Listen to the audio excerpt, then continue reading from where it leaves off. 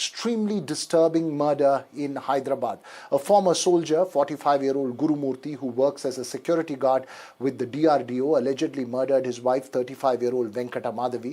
He has now told the police reportedly that he chopped her body to pieces and boiled it in a pressure cooker a few days ago to destroy all evidence. More gory details as well from news reports. The police say the woman was missing since 16 January and that Gurumurthy had come with her parents to file a missing complaint. They say he narrated his horrific act when they began suspecting and questioning him. 2025 నాడు సుబ్బమ్మ అనే మహిళ police స్టేషన్కి వచ్చి ఫిర్యాదు చేయడం జరిగింది. ఆమెకు ముగ్గురు కుమార్తెలు ఉన్నారని, ఆమె పెద్ద కుమార్తె అయినటువంటి మాధవికి ఒక 13 సంవత్సరాల క్రితం గురుమూర్తి అనే వ్యక్తితోని మ్యారేజ్ అయిందని, మ్యారేజ్ అయిన తర్వాత వీళ్ళిద్దరూ లాస్ట్ 5 years నుంచి మన మీర్పేట పరిధిలోని వెంకటేశ్వర కాలనీలో ఉంటున్నారని చెప్పడం జరిగింది. గురుమూర్తి ఆర్మీలో పనిచేసి రిటైర్ అయ్యి ప్రస్తుతం కంచనబాగులో సెక్యూరిటీ గార్డ్గా పనిచేస్తున్నాడు.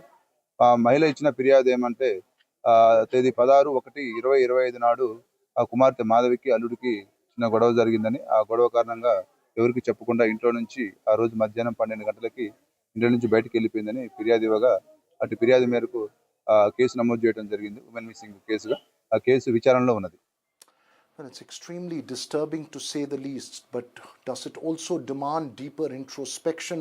Several issues at play here. Joining me this evening is my colleague Uma Sudhir, who's been tracking that case, cyber psychologist and psychotherapist Nirali Bhatia, psychiatrist Anjali Chabria, and former DGP Sanjay Sahai. Thanks to all four of you for joining me this evening. But first to you, Uma Sudhir, what are the police telling you at this stage? Obviously, this is an extremely disturbing crime. We've seen several gruesome crimes, and some of these really tend to raise questions which are very disturbing deep down about the society and about how far people can go, human beings can go, in terms of the violence that they perpetrate. Other than the fact that this is very gruesome and horrific and something that has shocked everyone across not just the nation, but now perhaps becoming international headlines as well. But what has become a big challenge for the police is that even though they seem to have a confession statement from the husband who has described in detail what he did to his wife, despite that, they have not been able to find any forensic evidence to corroborate what he's saying. And that could become a huge challenge in this case because the courts of law will ultimately look for evidence. I'm in fact outside the house where the family used to stay. And it is in the second floor of this building that the family was residing. And they seemed like any regular family with 2 children. The husband was an ex-serviceman who had come here, was working as a security guard with the central government defense organization, DRDO. And okay, they were having quarrels every once in a while, but no one expected turn of events to turn so horrific. And he had told his in-laws that the wife had gone missing after a quarrel, or rather she walked out of the house after a quarrel. But subsequently, when the police got suspicious and started questioning him, that's when he owned up to what seems to be a very, very horrific and gruesome sequence of events. But when the forensic teams came to this house up there, they were not able to find, we are told, any forensic evidence either of blood or any other kind of samples. They have not yet identified the weapon that was used. And he has also told them that the cooked body parts that he had done multiple stages of cooking, in fact, and taken to the lake. That's what he had claimed at least. But subsequently, when the police went and looked in that lake, they have said that they have searched, in fact, now for almost 48 hours, and they have not been able to find anything yet. So tying up the pieces of the story that this man has told them is something that's proving to be a challenge for the police. And therefore, whether this will ultimately, the entire story will be known, what really happened on that day, all that still remained many, many more unanswered questions. So as of now, the police saying that till we have some evidence that she was murdered by him or by someone else, did he have any associate working along with him? Where did he dispose of the body? If at all she was murdered, did it really happen the way he has described it? And they're also trying to check his own psychological status to know what kind of mental kind of a makeup this man has, whether he is given to hallucination, whether he did commit such a horrific crime or not. Back to you, Veera. Right. Yes, several questions that you're raising there regarding the investigations into this case. Let me go across to my panel as well. Dr. Nirali Bhatia, when a case of this nature comes up, it obviously reflects something that's deeply wrong, both in terms of the mental health issues, and it also perhaps reflects to some extent some of the deeper issues in society as a whole. So, thank you for having me over here. And I'm not a doctor yet, so it's Nirali Bhatia. Yes, very rightly said, and these are one of the cases, but now we are looking at them very often and, rare as such. They do communicate that there is an underlying need of understanding the importance of mental health. These acts indicate that these are acts of impulse, acts of rage, which could have been, built up over a period of time. It's a very, very extreme step. Even whether it is established that this is a real story or this is what he's, even somebody narrating this is very spine chilling. So we have to understand the kind of trauma, the kind of, resentment that this person would have had with his spouse, that even he's able to narrate this kind of story. It cannot be taken sitting down. Yes, COVID did help us bring the mental health at the forefront, but we are still not there where we accept it very, very normally. There is still a huge amount of societal stigma as well. The moment you say that I am seeking or I'm looking at a professional help when it comes to my mental or emotional health. So if we bridge this, then that's where we can help people understand and overcome, the underlying traumas and the underlying emotional distress that they may be going through, which can result into these kind of extreme acts.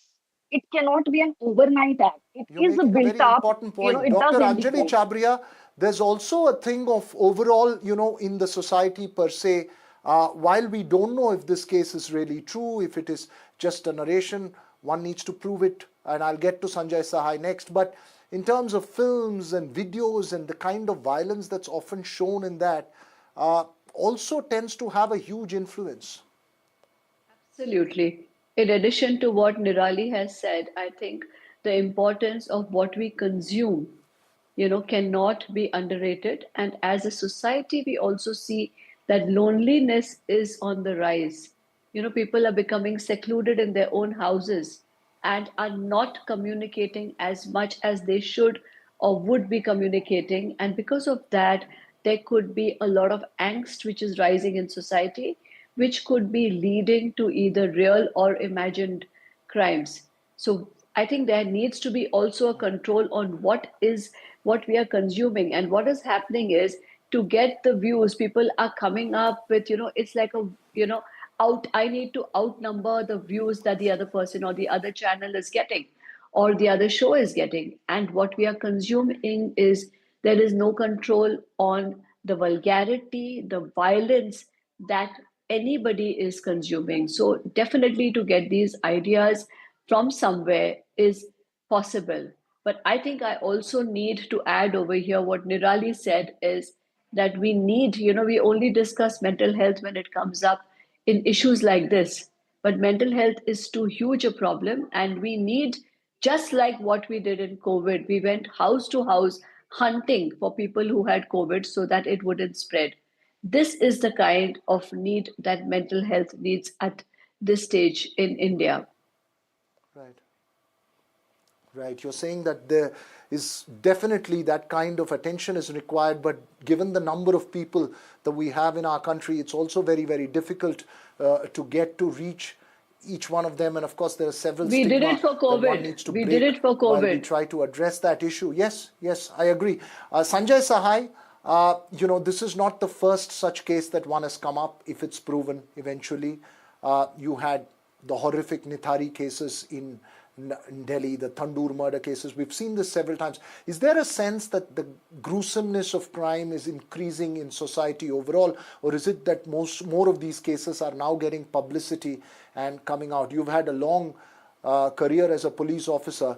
Was this always the case, or is it on the rise now? I think there were very isolated cases of being gruesome murders of this nature. So certainly the gruesomeness or the heinous nature of crimes is increasing. And what we have been talking about, I think since morning, we have been talking about the nature of the inputs which we consume over the OTT platforms and in a variety of means. And I somehow feel that this Mira Road murder case and that Butcher of Delhi from 1998 to 2007 and the Shraddha Walkar murder case. So these things have been propagated or been in the public domain for quite some time. And this whole concept of destruction of evidence of this nature, I find it to be very, very intriguing. So you are against your spouse for whatever reason. So you will finally kill the person. That is the ultimate we can do, the most devious or most uh, the maximum thing which you can do. But post the murder, this nature, I think we are seeing at a regular interval with this level of periodicity might be for the first time. As far as this particular case is concerned, leave aside the confessional statement because confessional statement will be self-incriminatory in nature, which the evidence law of this country does not allow for. So we don't have the weapon in place, we don't have the chain of events in place, and we also don't have the body. So the body has not been found. So this will be a very, very major struggle unless the investigators are able to lay their hands on some clue. With regards to mental health, what we have been talking about. So this comes in upstarts whenever there is some nature of this case happening. The problem is that we live in a bipolar world of sanity and insanity. So either you are a lunatic or you are a normal person. Anything in between is pushed under the carpet as might be that the person has a nature which has a bad nature, or there is a stress which is associated. Now this bipolar nature of understanding this whole mental health issue, I think that is creating the biggest problem. Then there is a stigma of both the types. Dr. So Anjali, it's an one important stigma point that is Sanjay Sahai is saying. Final thoughts from you. Absolutely. I so think we need to stop putting, things into either it's this side or that side. I think a lot human beings come with a lot of grace in them, and it's high time that we look at the grace and help people to deal with it. If I'm feeling angry today, what Right. can I do? What do I do? How do I get out of Definitely. it? Who do I go to? Can I go to my doctor and saying, I'm feeling angry? I'm feeling suspicious. Can you please give me a medication? Enough is spoken about depression, but we That's right. also need to understand that there are lots of other disorders which need attention. And of That course, need to be addressed personality extremely. disorders need to be understood and That's right. addressed. That's right. They need to be understood and addressed. Thanks very much to all three of you for joining us